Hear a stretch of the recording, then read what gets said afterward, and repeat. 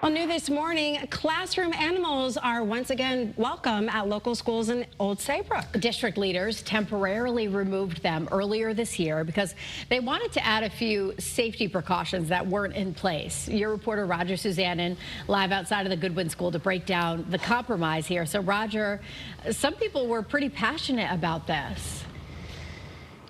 Good morning, ladies, and you were absolutely right about that. Many parents and students here at Goodwin School and other schools in Old Saybrook really were devastated when these animals were removed. In fact, more than 300 people actually signed a petition about this issue. But now, thankfully, for those folks, the critters can return under a few important guidelines. This is the little guy who initially sparked the controversy.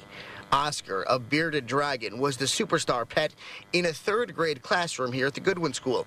But earlier this year, district leaders temporarily removed Oscar and every other classroom animal for safety reasons. They were worried about allergies and liability in particular and wanted to get some policies on the book. But district families rallied around the cold-blooded cutie, launching a petition and a free Oscar campaign. The Board of Ed was listening. Last night, members unanimously approved the return of classroom pets with a few important guidelines. First, teachers must tell parents about the animals ahead of time to mitigate allergy concerns. And the school nurse must sign off and explain how they would treat any injuries. But the bottom line is Oscar and all his scaly and furry friends are welcome again at Old Saybrook schools. And another issue that some folks were talking about during last night's meeting was who was going to make sure that they paid for these pets.